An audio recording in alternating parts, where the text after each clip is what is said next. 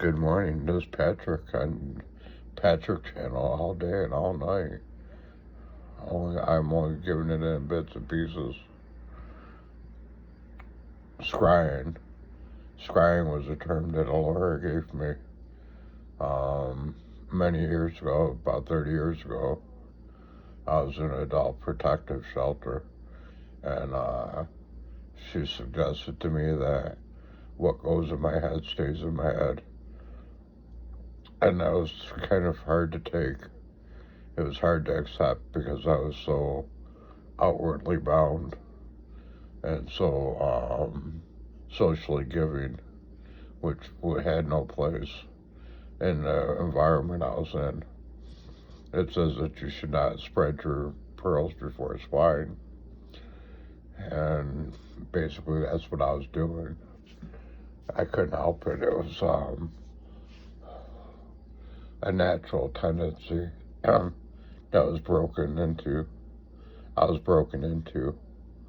The term scrying pertains to scratching, grafting, and spying on someone.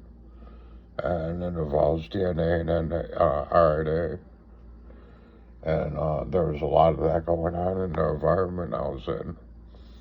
And the lawyer gave me that term for my survival, which I did not survive. I reemerged. I was taken out of that situation, and I reemerged with the help of my dad. But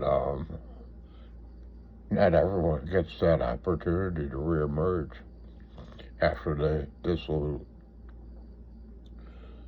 So I was learning. My dad was into horticulture, making things grow and making things live more abundantly. Rapid Grow was one of the chemicals that he invented, or he came upon after messing with grass for a long time.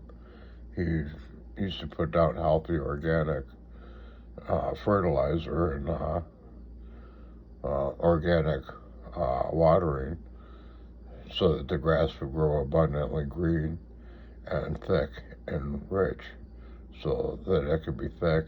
You can walk on it like a carpet that would be gentle on the feet.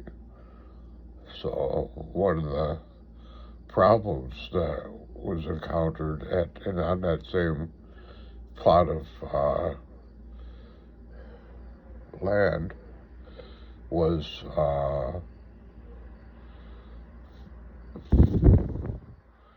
there's some Rid-X and Roundup, which had different chemicals that would kill everything, and it would make the soil into clay, which would have no growth potential. And he had to mess around with it to figure it out, to create a greener grass and a richer, thicker, greener grass. So he had a couple of introductions so that he could learn that. But the same is true with scrying. Sometimes you can scry something so much that it doesn't have any growth potential. You can take the inner core out of something and it loses its growth potential. They call that scrying. The lawyer introduced me to that term. We've been around for a long time as social creatures. I established it is based on social reality, not antisocial reality. Timothy Leary had a movement about tuning out, which was antisocial theory, which was based on antisocial quantities and qualities, which resumed people into fantasy with no connection to reality. And some people followed that movement and tuned out and the marks are still being surveyed and noted by the social establishment. And these are some of the discoveries that were made when people are tuned out in their behaviors. We learned a lot, including, like I said, the lawyer gave me that term about 30 years ago. The word scrying, which is scratching, spying, and grafting DNA and RNA, which is the sexual function in hyper overdrive or hypervigilant overdrive, such as masturbation or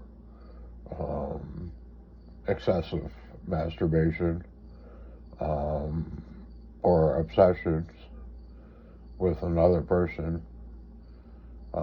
including obsessive masturbations, attempting to be like physically and mentally, but not spiritually.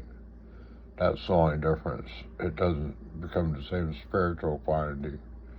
And so therefore the telltale signs get harder and harder to be visible of dissimilarity.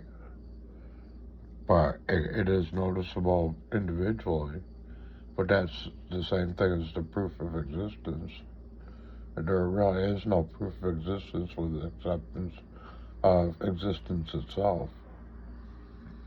And sometimes you can scry someone so bad that their growth potential gets stifled and stagnated. In order to reignite it, they have to be, the scryer and the scried have to be separated, and the behaviors have to change. And that's what I've learned from that lawyer.